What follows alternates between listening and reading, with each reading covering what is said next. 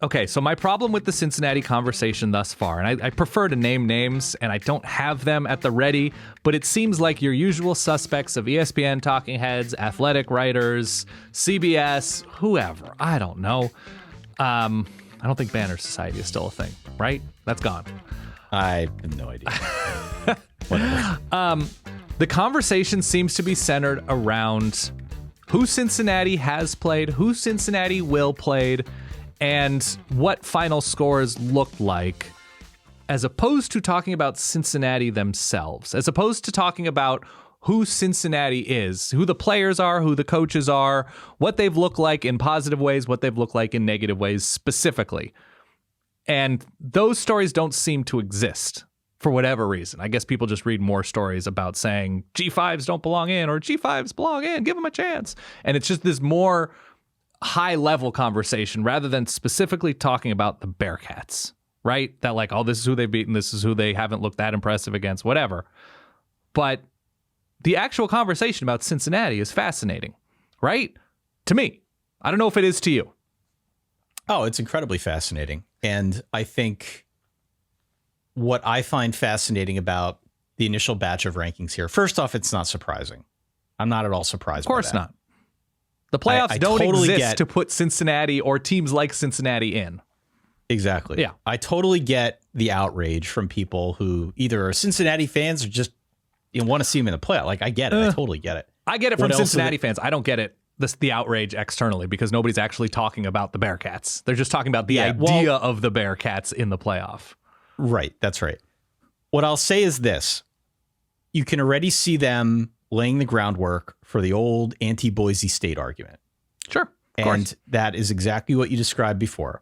It is not about the team. It is not about what the team does well. Mm-hmm. It is about who the team played and by how much they beat those teams. I used to make this argument until I was blue in the face about Boise, and I didn't really care if they made it through into a national championship or not. It was just the simple premise. Boise State can only play and beat the teams that are on its schedule. Correct. Of which they control a quarter of it, right? 3 teams, 4 teams, depending on what scheduling looks like for that conference that year. Yeah. And one of the ways, by the way, that Boise started building up its national profile was going and playing teams like Oregon. Totally. They played Oklahoma Virginia Tech, State Georgia. Yeah. Right? Like, they were willing to play those teams, and Cincinnati has shown that willingness too. I think they're trying to follow a very similar template, even though Cincinnati as an athletic program has much more history than Boise State. Sure. But you see it happening already, where it's like, well, they kind of struggled against so-and-so, or they kind of struggled against whoever. Mm-hmm. They did go on the road and beat Notre Dame.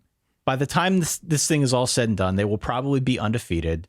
Many of the teams that they played will be ultimately very solid teams. Mm-hmm. It's just a problem of marketing and packaging and brand recognition and what is going to unfortunately get people to watch the television. Yeah.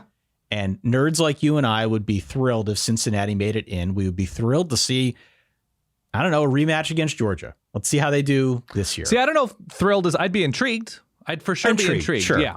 Whatever word you want to use is fine. Yeah. But we would definitely have interest. We would definitely talk about it. I can tell you firsthand, it would not drive downloads. And it doesn't drive. And that is, not that I care. Right. We want to talk about the story of the day and what's interesting to us as football fans. But that is what I think on some level the committee grapples with. Right. Is this an interesting matchup?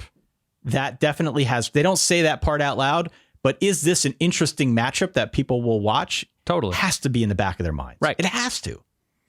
The problem is it's a bit of a self-fulfilling prophecy, right? That like people only click on Michigan and Alabama stories. So we're not going to write about Desmond Ridder. We're not going to write about Myjai Sanders. We're not going to write about Luke Fickell. We're not going to write about Alec Pierce, whoever on Cincinnati.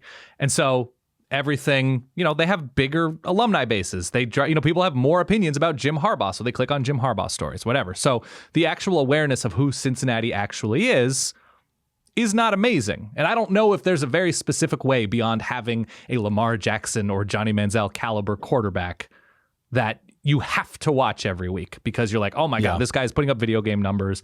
Is he going to go in the top 3 of the NFL draft? Whatever. This is who Cincinnati actually is. They're a team who has not necessarily consistently separated themselves from what we perceive to be average to below average competition. But also, Ohio State has played who? Ohio State, their signature win right now, Ohio State, I get they're going to get more at the end of the year, likely. Their signature win is a team who just lost to Illinois, right?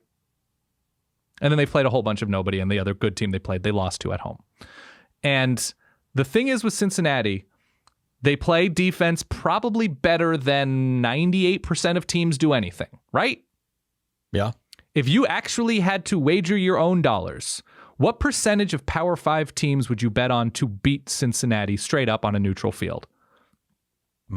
Like, is there an ACC team? Is there an ACC team that you'd pick outright over Cincinnati on a neutral field with, say, a week and a half, 2 weeks rest? Probably not. Is there a Big 12 team right now? Depending on how you feel about Oklahoma or Oklahoma State, whatever. Yeah. Is there a Pac-12 team? Depending on how you feel about the evolution of Anthony Brown and the health of Joe Moorhead and Kayvon Thibodeau now playing full games, I get taking Cincinnati because Cincinnati plays defense better than Oregon does anything. For me, the teams that I would feel comfortable betting on would be, and I'll include Notre Dame in this too, by the way. They obviously already beat Notre Dame. This is just an exercise. This is just theoretical. But as a thought experiment. Yeah. The teams at this point that I'd be comfortable picking over Cincinnati would be Georgia, Alabama, and probably Ohio State. Okay. So Michigan State, you would take Cincinnati on a neutral field. Or Michigan. Comfortable. Comfortable is not doing comfortable, a lot of but you could see yourself taking Cincinnati as a pick-em. Just, I'm going Bearcats. Yeah, I could. Okay. So we're having a conversation in which we are saying Cincinnati is a sensible bet against 126 out of 130 teams, even with their schedule, even with their performances. Yeah. Okay. We're saying that their quarterback is a first-round conversation quarterback. I don't have strong Desmond Ridder thoughts. He's looked good. He's looked not so good, whatever. But the physical profile is there, and his career is such that it's ascended to a point where he's in that conversation. Luke Fickell is being talked about as a coach of other G5 jobs, low-level Power 5, mid-level Power 5. I'm pretty sure he's in conversations in athletic departments at USC, LSU. We know he was in a conversation at Michigan State, current playoff team. So we're saying Cincinnati is worthy of having a coach to be hired away to a major place, a quarterback to the NFL, and a defense that is performing as well as anybody in the country, even given the competition. But then we're also saying, but they haven't put together a resume, something that's not in their control. If it were up to them, they'd be in a Power 5 conference 12 years ago. Hey, thanks for watching. Consider, if you haven't, subscribing to the channel and hitting that little bell to be alerted, and listening to the podcast at solidverbal.com.